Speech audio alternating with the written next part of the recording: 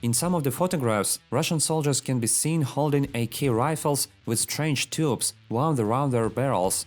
More often than not, these pictures are from the period of the Chechen War that Russia fought 27 years ago.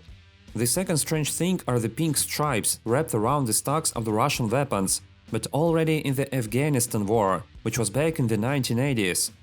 Today we are going to talk about why experienced Russian soldiers and special forces wound these strange tubes and wrapped the stocks with pink stripes. So, in the early 1970s, Soviet Army soldiers were armed with the new AK-74 rifles, which was to replace earlier Kalashnikov models, the modernized AKM and the modernized AKMS with a folding stock.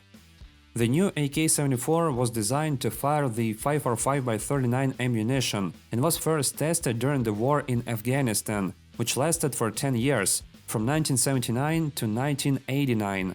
It is worth specifying that in the 70s there was not just a single rifle, but a whole set of 4 types of weapons. The basic AK-74 with the wooden stock, the airborne version of the AKS-74, which differed only in the folding metal stock, and the AK-74N and the AKS-74N, which differed from the previous 2 types simply by having a side rail for sights. Interestingly, this rail has the nickname Swallowtail. Like I said, with the appearance of a series of 4 AK-74 rifles, soldiers began to wind the strange pink stripes around the stocks. What is the stripe? Actually, it's a Nesmerk tourniquet. It has been part of the Russian army's equipment since World War II. However, over time, it changed slightly in shape and became flat. For the first time, Russian soldiers began to wind it on the stock of the AK rifle during the war in Afghanistan. There were 2 reasons for this. First, it makes holding the gun more comfortable due to its softness. Today this function is performed by so-called cheek pads, but at the time Soviet soldiers did not have them, so they created their comfort themselves, from improvised means. There is also a myth that in the hot weather of Afghanistan, the protective lacquer on wooden AK stocks began to melt and flow away. Because of that, it was unpleasant for soldiers to touch the stock with their cheeks and aim, so they came up with an idea to wrap a tourniquet around it. Actually, this is not true, because in the Soviet Union, VK1 varnish was used as a protective coating of AK wooden parts, and in later times, the NTS 5119 varnish. Both of these protective varnishes withstand temperatures over 100 degrees Celsius or 212 degrees Fahrenheit. For reference, wooden AK parts start to char at about 200 degrees Celsius or 400 degrees Fahrenheit. Not to mention that would happen to a person at that temperature. Most Russian veterans who fought in Afghanistan never noticed that the varnish on their AKs dripped or melted. The same cannot be said for cheap Chinese clones of the Kalashnikov rifle and clones from other countries. There was indeed such a problem there.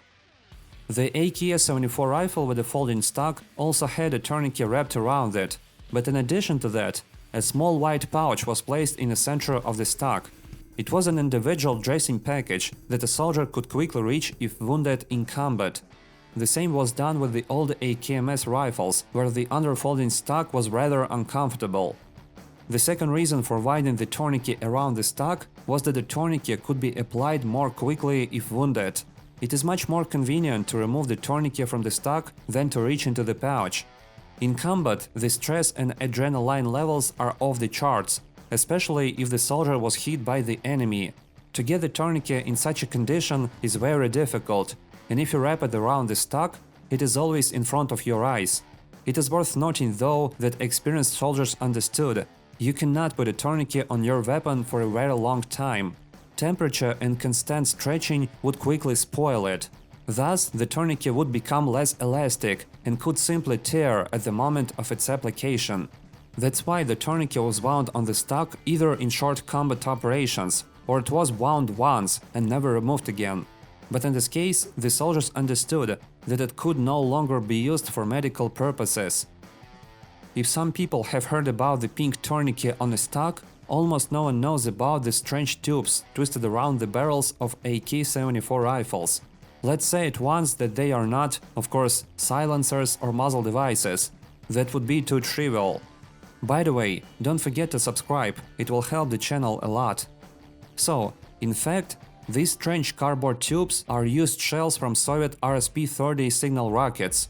Russians first started putting them on the barrel during the Chechen War in 1994. They cut off the bottom part of the used rocket tube and put it around the AK-74 muzzle brake compensator. But why were they doing that? The fact is that when soldiers came to war in Chechnya, all they saw around them was dirt. Plus, it often snowed and rained in Chechnya, and many Russian soldiers had to remain stationary for long periods. In most cases, it was on combat duty while guarding their base. Therefore, they needed something to protect the barrel of the rifle from dirt or water getting in. At the same time, the soldiers didn't even need to remove the tube. If they suddenly saw an enemy and needed to open fire, they simply started shooting. The tube from the RSP-30 flare is quite small, so it doesn't overlap the sides. But at the same time, it fit tightly on top of the AK-74 muzzle device, although no one assumed that the military would use it that way. The tube did not interfere with the shooting in any way. The first bullet easily pierced through the light aluminum plug of the flare tube, and the powder gases from the first shot simply through the tube of the barrel, and the soldier continued to shoot normally.